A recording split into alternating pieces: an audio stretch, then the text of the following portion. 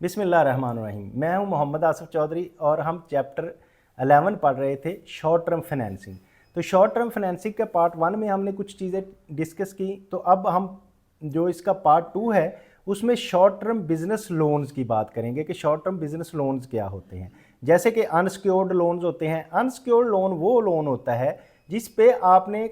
आपसे कोई सिक्योरिटी नहीं ली गई या इशूअर ने कोई सिक्योरिटी नहीं इसके अगेंस्ट ली, उसको अनसिक्योर्ड लोन कहते हैं। A form of debt for money borrowed that is not backed by a pledge और स्पेसिफिक एसेट, के किसी कोई एसेट उसके अगेंस्ट प्लेज नहीं करवाया गया, तो वो जो है वो अनसिक्योर्ड लोन होता है। और अगर हम सिक्योर्ड लोन की बात करें, सिक्योर्ड लोन वो होता है कि जिसके अगेंस्ट कोई अपना एसेट प्लेज करवाया जाता है, तो उसको सिक्योर्ड लोन कहते हैं। A form of debt for a money borrowed in which a specific assets have been pledge to a guarantee payment, के उसकी गारंटी के लिए अपना कोई एसेट्स प्लेज कराया जाता है, तो उसको हम कहते हैं कि वो सिक्योर्ड लोन है। तो अगर हम लाइन ऑफ क्रेडिट करें विद बैंक, क्या होता है लाइन ऑफ क्रेडिट? ये होती है अनसिक्योर्ड लोन की ये फॉर्म होती है an informal arrangement between the bank and its customer specifying the maximum amount of credit the bank will permit the firm to owe at any one of the time, कि उसमें bank और उसके customers के दरमियान ये एक होती है। वो बैंक हर किसी से तो नहीं करेगा ये चीज़, जो उसके इंपॉर्टेंट कस्टमर होंगे जिन पे उसको इतमाद होगा, जिनका उनको पता है कि ये सारे करा देंगे, रिलायबल होंगे, गुडविल वाले होंगे, तो बैंक क्या करता है उनको ओवरड्राफ्ट दे देता है कि बाज़-औक़ात उनका बड़ी शिपमेंट आई है तो उस शिपमेंट के लिए ज़्यादा पैसे चाहिए, तो वो उनको लिमिट कर देता है कि ठीक है आपको यहाँ तक हम पैसे दे देंगे, तो वो बैंक उनको पैसे फॉर स्पेसिफिक पीरियड के लिए दे देता है। इसी तरह 1 year limit that is reviewed prior to the renewal determine if the conditions necessitate to a change. तो इसमें यह है कि वो मसलन यह है कि 1 साल की लिमिट उन्होंने कर दी कि 1 करोड़ रुपए तक मैं आपको देता रहूँगा जब आपको बहुत ज़रूरत पड़ती रहेगी। तो वो उसके पास जब भी ज़रूरत पड़ती है तो वो 1 करोड़ तक के ले लेता है, लेकिन अगले साल के लिए लिमिट को अगर रिन्यू कराना चाहता है, कोई उसमें चेंजेस आ गई हैं तो फिर तो उसमें चेंजेस होंगी, अदरवाइज एज इट इज़ ही उसको कर लिया जाएगा। अगर क्रेडिट लाइन की हम बात करें, is based on the bank's assessment of the credit worthiness of the credit need for a firm. ये मैंने जैसे बताया था कि वो कंपनी की गुडविल और उसकी वर्दीनेस ये चेक की जाएगी कि वो कितना गुडविल वाला है, कितना पेइंग कैपेसिटी वाला है कि जिसको मैं लोन दूं। अदरवाइज बैंक हर किसी को नहीं देता, सिर्फ उसी को देता है कि जो इसके काबिल हो। Clean up provisions require the firms to owe the bank nothing for a period of time, के जिसमें बैंक से ले लेते हैं, किसी खास पीरियड के लिए नहीं लोन लिया जाता है। अब अगर हम बात करें रिवॉल्विंग क्रेडिट एग्रीमेंट, ये है a formal legal commitment to extend credit up to some maximum amount over the stated period of time, कि एक स्पेसिफिक टाइम के लिए एक अमाउंट जो है उसको क्रेडिट लिया जाता है, लीगल कमिटमेंट की जाती है, उसको रिवॉल्विंग क्रेडिट एग्रीमेंट कहते हैं। तो firm receive revolving credit agreement by paying commitment fee, तो उस पर बैंक फ़ी चार्ज करता है, कमिटमेंट फ़ी चार्ज करता है इंटरेस्ट के अलावा। इंटरेस्ट भी होता है और कमिटमेंट फ़ीस भी होती है on any unused portion of maximum amount of credit, के लिए कि कितनी हम जो है मैक्सिमम क्रेडिट ले सकते हैं। कमिटमेंट फ़ी क्या होती है? Fee charge by the lender for agreeing to hold a credit available, कि उसके लिए क्रेडिट अवेलेबल करेगा लैंडर जिसने उसको कर्जा देना है, तो वो इसकी एक कमिटमेंट फ़ी लेगा। और जो agreement frequently extend beyond 1 year, तो जो एग्रीमेंट उसका होता है वो 1 साल से आगे भी एक्सटेंड हो सकता है। तो इसी तरह अनसिक्योर्ड लोन में हम बात करें तो ट्रांजैक्शन लोन एक होता है। ट्रांजैक्शन लोन क्या है? A loan agreement that meet the short term funds needed of the firm for a single specific purpose, किसी सिंगल पर्पस के लिए कोई उसको लोन चाहिए तो वो बैंक से या किसी दूसरे फंडिंग वाले अदारे से ले सकता है, उसको हम कहते हैं ट्रांजैक्शन लोन। तो ये मोस्टली किस चीज़ के लिए होता है? Each request is handling a separate transaction by a bank and a project loan determination in based on the cash flow ability of the borrower, कि वो कैश फ्लो एबिलिटी बेहतर कर देता है बारवर की, कि जब किसी एक स्पेसिफिक प्रोजेक्ट पे काम हो रहा है तो प्रोजेक्ट के जब वो उनको एक्सपेंसेस नहीं आ रहे तो बैंक उसको सपोर्ट दे देता है, को ट्रांजैक्शन लोन दे देता है किसी स्पेसिफिक ट्रांजैक्शन के लिए, इसको हम अनसिक्योर्ड ट्रांजैक्शन लोन कहते हैं। Loan is paid of at the completion of the project by the firm from resulting cash flow. तो जब वो प्रोजेक्ट कंप्लीट होता है ज़ाहिर है तो वो जितना भी ओवरफ्लो लिया होता है तो प्रोजेक्ट के जब पैसे उनको मिलते हैं तो वो आके उनको वापस कर देते हैं। अब हम करें डेटर कॉस्ट ऑफ बोरविंग क्या है, तो ज़ाहिर है जो बोरविंग आप करते हैं तो उसकी कोई ना कोई कास्ट पड़ती है। अब कास्ट चाहे वो आप इस सूरत में लें कि किसी को डिस्काउंट दें तो वो भी आपको कास्ट पड़ रही है, किसी से डिस्काउंट ले के उसके फुल पेमेंट देते हैं तो फिर भी आपको कास्ट पड़ती है। तो ज़ाहिर है वो उसकी कॉस्ट किस में हम मैयर करते हैं, वो इंटरेस्ट रेट से में मैयर होती है कि जितना इंटरेस्ट रेट कितना निकल सकता है, डिस्काउंट पे कितना इंटरेस्ट रेट लगा है, ये हम अब चेक करते हैं। प्राइम रेट क्या है, short term interest rate charge by the bank to a large credit worthy customer. Credit worthy consumer जो होते हैं उनको जो टैक्स का जो शॉर्ट टर्म इंटरेस्ट का रेट चार्ज किया जाता है उसको हम प्राइम रेट कहते हैं। और differential from prime depend upon, अगर वो उसमें डिफरेंशियल है प्राइम से, कौन से हो सकते हैं, कैश बैलेंसेस पे डिपेंड करता है कि उसके कैश बैलेंस कितने पड़े हुए हैं, other business with bank, bank के साथ वो बाकी बिजनेस कितना कर रहा है। एक तो वो स्पेसिफिक के लिए लोन ले रहा है ना, तो वो वैसे भी बैंक का क्लाइंट है, उसके साथ किस तरह का बिजनेस कर रहा है, और cost of serving the loan, और जो लोन देना है उसकी सर्विंग कॉस्ट भी वो बियर कर रहा है। तो ये सारी चीज़ें मिला के तो फिर उसको प्राइम रेट लगता है इंटरेस्ट का। अब हम कंप्यूट किस तरह से करते हैं, कॉस्ट ऑफ बोरोइंग कंप्यूट किस तरह से करते हैं, कंप्यूटिंग इंटरेस्ट रेट कैसे होगा। कलेक्ट बेसिस क्या है, interest is paid eight maturity of note, कि एक नोट है जो मेच्योर हुआ है तो उस पर अब इंटरेस्ट कितना पे होगा। एग्जांपल हम कहते हैं कि $100,000 का लोन है एट 10% है उस पर, और 100,000 का लोन है। State the interest rate for 1 year, तो 1 ईयर के लिए कितना होगा, हम करेंगे इंटरेस्ट रेट, आपको पता है 10% है तो 10% उसका 10,000 बनेगा, डिवाइडेड बाई टोटल 100,000 के ये इन इंटरेस्ट है, इन यूजेबल फंड है, तो ये आ जाएगा 10% पे, तो ये इस पे 10% इंटरेस्ट रेट होगा। अब इसके एक और चीज़ है, उल्ट चीज़, वो ये क्या है कि अगर वो मेच्योरिटी आपको मिल रही है अब 1,00,000 रुपया, तो इस पे डिस्काउंटेड रेट पे आपको जो चीज़ मिली थी वो कितने की मिली थी, उस पे क्या इंटरेस्ट रेट लग के तो कितना होगा। तो हम अगर करेंगे interest is deducted from the initial loan, initial loan से डिडक्ट करना है, तो फिर क्या है, एग्जांपल $1,000 लोन जो है वो उसको $100,000 उसको मिल रहा है at 10%। State interest rate for 1 year, तो एक इंटरेस्ट रेट क्या होगा, अब हम करेंगे, क्योंकि अब उसको 1,000 मिलना है तो पहले उसके पास ज़ाहिर है 90,000 था, तो अब उसको 1,000 में 10 मिल के, ये इंटरेस्ट मिल के 10 मिल रहा है 100,000, तो इसका अगर हम इंटरेस्ट निकालेंगे तो 11% है। उसकी वजह यह है कि वो 90,000 पे परसेंटेज निकल के वो 11 तक बनी है, तो ज़ाहिर है हायर रेट होगा तो फिर भी वो जाके इतना 100,000 बनेगा। अगर हम कंपनसेशन की बात करें, कंपनसेटिंग बैलेंस क्या होता है, demand deposit maintain by a firm to compensate bank for service provided and credit lines of the loan, के अगर तो बैंक में डिमांड डिपॉजिट है उसका और उस पर किस तरह से कंपनसेट, एग्जांपल के $1 मिलियन लोन एट 10% पे $1 मिलियन लोन दिया गया है, stated interest rate for 1 year with in the required is 150,000 compensating balance, के कंपनसेटिंग बैलेंस क्या है कि 1 मिलियन में से जो उसका 150,000 कम है, तो 150,000 जब 1 मिलियन से निकालेंगे तो फिर 850 बनेगा। उसके इंटरेस्ट जो है वो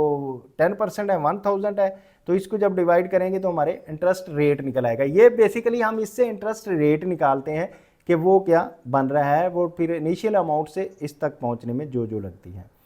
तो अब कॉस्ट बोरिंग की आपको पता है कि कमिटमेंट फ़ी जो होती है, कमिटमेंट फ़ी बैंकिंग को देनी पड़ेगी, तो ज़ाहिर है वो बैंक जो फ़ी लेगा तो वो इंटरेस्ट का हिस्सा बन जाएगी ना, वो कॉस्ट तो उतनी ज़्यादा पड़ जाएगी, तो फिर फ़ी को हम उसमें ऐड कर देंगे, इंटरेस्ट में ऐड कर देंगे, तो इस तरह से वो रेट ज़ाहिर है उसका बढ़ जाएगा। The fee charge by the lender for agreeing to hold a credit available is on unused profit of the credit, portion of the credit, unused portion of credit है उस पे जो वो लैंडर एग्री करता है उसको, तो उसकी जो फ़ी लेता है उसको हम कमिटमेंट फ़ी कहते हैं। एग्जांपल दें, 1 million revolving credit at 10% stated interest rate for 1 year, borrowing for a year of was $600,000 and required 5% compensating balance on borrowing the fund and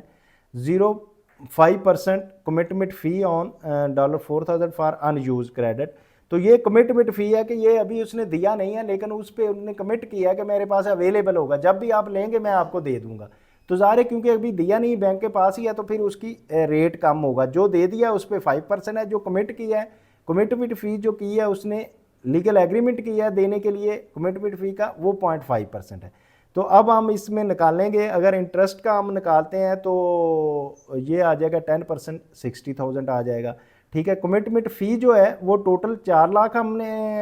अभी $4 लाख लेना है, तो उस पर 0.5% है, 2,000 कमिटमेंट फ़ी है उसकी। तो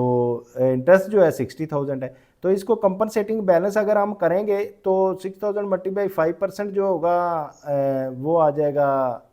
5% पे, क्योंकि इंटरेस्ट रेट लग रहा है उसको 30,000 आ जाएगा। और अवेलेबल फंड्स जो होंगे,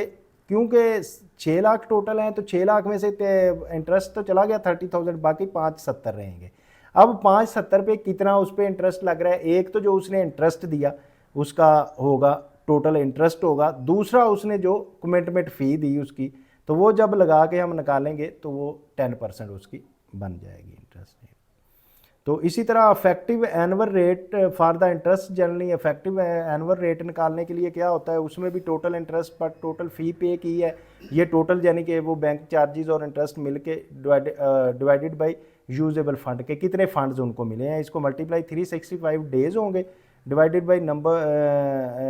number of days loan is outstanding, कि कितने दिनों के लिए लोन लेना है, इसको निकालेंगे तो वो आपका अफेक्टिव एनुअल रेट उससे निकल आएगा। Assume the same loan describes on a slide 11 to 29 except that the loan is 270 days and 10% rate is on the annual basis. What is the effective annual rate? तो then वो dollar this निकलेगा in interest 2000 is the commitment fee, ये interest है, ये commitment फ़ी है, and 550 जो है उसको अवेलेबल फंड्स थे जिन पे उन्होंने इंटरेस्ट रेट देना है, is usable fund and 4 interest is equal to, ये इसको हम मल्टीप्लाई करेंगे जब, तो सारे फार्मूले में निकालने के बाद हमारे पास ये इसका असर रेट आ जाएगा जो कि 11% रेट है। हम बेसिकली इंटरेस्ट रेट इसमें निकाल रहे थे जो कि हमने इसके निकाल लिया है। अब आप बात करते हैं सिक्योर्ड एसेट बेस्ड लोन क्या होता है। पहले हम बात कर रहे थे अनसिक्योर्ड लोन की। सिक्योर्ड लोन वो होता है जिसमें कोई ना कोई चीज़ आप अपनी प्लेज करवाते हैं बैंक को या किसी लैंडर को, कि ताकि उस चीज़ के बदले में वो आपको फिर लोन दे देता है। तो उसमें इंटरेस्ट रेट थोड़ा कम होता है कि क्योंकि उसके पास सिक्योरिटी होती है। सिक्योरिटी कोलेटरल क्या है, assets pledged by the borrower to insure the repayment of the loan, कि वो किस लिए प्लेज कराए हैं कि इंश्योर करता है कि मैं रीपेमेंट कर दूंगा इसकी। If the borrower default the lender may sell the security to pay off the loan, अगर कहीं वो डिफॉल्ट कर जाता है तो उसके पास जो एसेट है उसको सेल करके उस पर सिक्योरिटी ले सकता है, वो अपने रिकवर कर सकता है। तो इसलिए जो अदारे हैं वो इनको इजी लोन दे देते हैं, बल्कि लो रेट भी पे भी देते हैं, क्योंकि वो की सिक्योरिटी है कि उन्होंने अपने रिकवर कर लेने हैं। कोलेटरल वैल्यू डिपेंड्स किस पे करती है, मार्केटेबिलिटी के पे, उसकी मार्केटेबिलिटी कितनी है कि वो मार्केट में अच्छा है, उसकी लाइफ कितनी है बिजनेस की, फिर रिस्कनेस क्या है, रिस्क तो ज़ाहिर है इसमें होगा तो वो रिस्क को भी चेक करेगा। अब अगर हम बात करें यूनिफॉर्म कमर्शियल कोड की, तो यूनिफॉर्म कमर्शियल कोड क्या होता है, model stated the legislation related to a many aspects of the commercial transaction that went into the effect to the, ये एक एग्जांपल दी हुई है एक लॉ की, Pennsylvania in 1954 it has been adopted with the limited changes by the most states of legislation। ये तो America की उसकी वजाहत की जिसमें आर्टिकल के बारे में बताया गया है कि security interest of the lander होता है, सिक्योरिटी ऑफ एग्रीमेंट डिवाइस होता है, filing of the security agreement करना होता है। तो अब हम अगर बात करते हैं अकाउंट रिसीवेबल बैक्ड लोन की, कि जो अकाउंट रिसीवेबल हैं आपके उसके पीछे लोन की बैकअप हो, तो क्या किस तरह से होगा, one of the most liquid asset account, कि जो आपका बहुत लिक्विड एसेट है उस पर आप ले सकते हैं। मतलब आपकी इन्वेंट्री है, इन्वेंट्री तो मोस्ट लिक्विड नहीं है लेकिन उसके अगेंस्ट लोन ले सकते हैं, जैसे कि loan by the commercial bank और finance companies, bank offer a lower interest rate, तो उसको interest lower interest rate pay करेगा। और loan evaluation are made on, तो वो कैसे होगी कि क्वालिटी क्या है उसकी, not all individual accounts have to be the accepted may be rejected by aging, क्योंकि जब बिज़नेस को देखते हैं कि उसकी किस तरह की एजिंग है, गुडविल ये है, उसके मुताबिक उसको लोन देते हैं या रिजेक्ट करते हैं। साइज़ क्या है, small account may be rejected as being too a costly per dollar of loan to handle by the institution के स्मॉल अकाउंट को वो कर सकते हैं कि उनको कॉस्टली पड़ते का इसको हैंडल करना, उसको रिजेक्ट कर देते हैं। तो अगर हम बात करें type of receivable loan arrangement की, तो वो क्या हो सकता है, नॉन नोटिफिकेशनल क्या है, firm customers are not notified that their accounts have been pledge to the lender, the firm forwarded all payments from pledged account to the lender. तो ये है कि अकाउंट प्लेज के अगेंस्ट जो उनको मिलता है लोन वो फॉरवर्ड करती है। Notification, firm customer are notified that their accounts have been pledge to the lender and remittance are made directly to the lending institute. तो वो लैंडिंग इंस्टीट्यूट को डायरेक्ट पेमेंट करनी है जब उसके एसेट्स जो हैं प्लेज्ड हुए हैं। अब इन्वेंट्री बैक्ड लोन क्या होता है, रिलेटिवली लिक्विड एसेट अकाउंट होता है ये रिलेटिव टू, क्योंकि इसमें ये होता है कि जिसकी इन्वेंट्री के अगेंस्ट लोन दे दिया जाता है, कि जितनी इन्वेंट्री पड़ी हुई है उसके अगेंस्ट चला जाता है। Loan valuation are made on marketability के, उस इन्वेंट्री की मार्केट की क्या वैल्यू, पेरिशेबिलिटी के, पेरिशेबल है मतलब ख़राब होने वाली तो नहीं है, क्या जो इन्वेंट्री पड़ी हुई है वो पड़ी ख़राब हो जाए और हमारा लोन ना रिकवर हो सके, ये चीज़ भी उस पर डिपेंड करती है। प्राइस स्टेबिलिटी पे भी करती है कि ये जो चीज़ है इसकी क्या मार्केट में स्टेबल प्राइस है या वक्त के गुजरने के साथ ये ख़राब हो जाएगी तो पेमेंट नहीं मिलेगी। Difficulty and expense of selling to loan satisfaction के, अगर हमने इसको बेचना है तो तब हमारे पास साथ क्या होगा कि हम इजी बेच सकेंगे या उसमें हमें मुश्किल होगी, ये भी है। और कैश फ्लो एबिलिटी, और कैश फ्लो की एबिलिटी क्या है, इसके मुताबिक इन्वेंट्री बैक्ड लोन मिलता है। अगर हम फ्लोटिंग लियन की बात करें, a general or a blanket lien against the group of assets such as inventory or receivable without the assets being specifically identified. तो वो मैंने स्पेसिफिकली आइडेंटिफाई के बगैर भी उसको फ्लोटिंग लियन में दे दिया जाता है लोन कि ये अपने एसेट्स में रिकवर करवाता रहेगा। अब चैटल्स मॉर्टगेज क्या होता है, lien of specifically identify the personal property. जैसे कि पहले तो बिजनेस की हम बात कर रहे थे, बिजनेस की इन्वेंट्री और बिजनेस की चीज़ों की बात कर रहे थे, तो इसमें जो पर्सनल आपके एसेट्स हैं जिसमें कहता है lien on specifically identify the personal property assets other than the real estate, real estate के बगैर अगर कोई एसेट है तो उन पे भी आपको लोन दिया जाता है। इसमें घर वगैरह शामिल नहीं है क्योंकि रियल स्टेट की है। तो इसी तरह इन्वेंट्री बैक्ड लोन में आता है ट्रस्ट रिसीट क्या है, a security device acknowledging that the borrower hold a specific identified inventory and proceeds from its sale in trust for the lender के, उसको जो उसके पास इन्वेंट्री है उसको सेल करने के बाद वो पेमेंट कर देगा, तो that is the trust receipt है। ऐसे ही टर्मिनल वेयर हाउस रिसीट, हाँ एक तो ये है कि उसको आ जाएगा कि वो बेचने के बाद इस ट्रस्ट पे करेगा। एक टर्मिनल वेयर हाउस रिसीट क्या होती है कि कुछ वेयर हाउस थर्ड पार्टी एक वेयर हाउस चला रही होती है, तो वो थर्ड पार्टी जो वेयर हाउसिंग चला रही है ना, जो थर्ड पार्टी वेयर हाउस चला रही है उस पे वो कहते हैं कि ये आपने तब इसको अपनी इन्वेंट्री निकालने देनी है जब हमारी पेमेंट हो जाती है, तो वो उसकी गारंटी आ जाती है कि वेयर हाउस में पड़ी हुई हैं चीज़ें, तो इस बेस पे उसको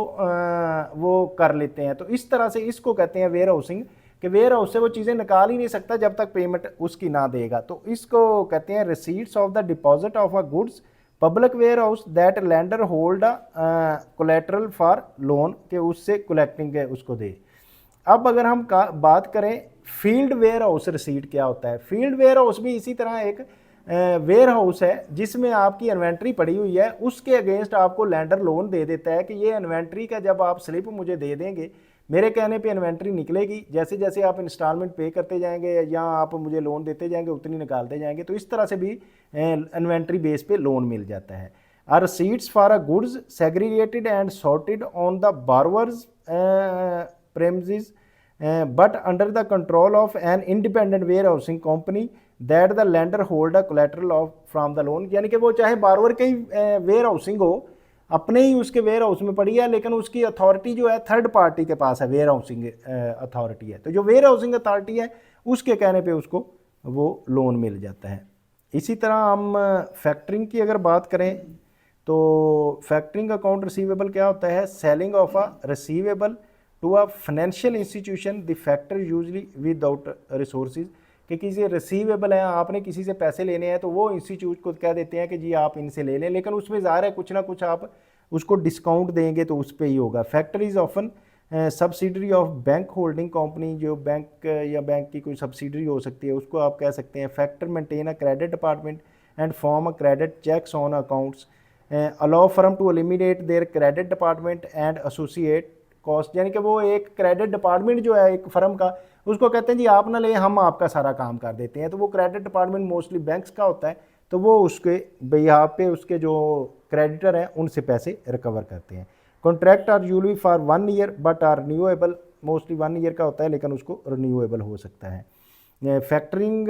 कॉस्ट की अगर हम बात करें तो ज़ाहिर है कॉस्ट तो उस पर आएगी। Factoring receivable are commissioned on the face value of the receivables typically greater than 1% but much as 3%, तो 1 to 3% उसको पैसे देने पड़ते हैं, उनको कमीशन देना पड़ता है जिस पे वो उसके रिसीवेबल्स इकट्ठे करते हैं। तो cash payment is usually made on the actual और average due date of the receivable, तो उसको उसके मुताबिक कैश वैल्यू जो है मिल जाती है जो एक्चुअल डेट है रिसीवेबल की। In the factor advance money to the firm then the firm must pay interest on the advance, तो अगर किसी को एडवांस मनी लेके देते हैं या एडवांस मनी में वो फैक्ट्रीज में मिल जाते हैं तो फिर उसको डिस्काउंट या उसको उतना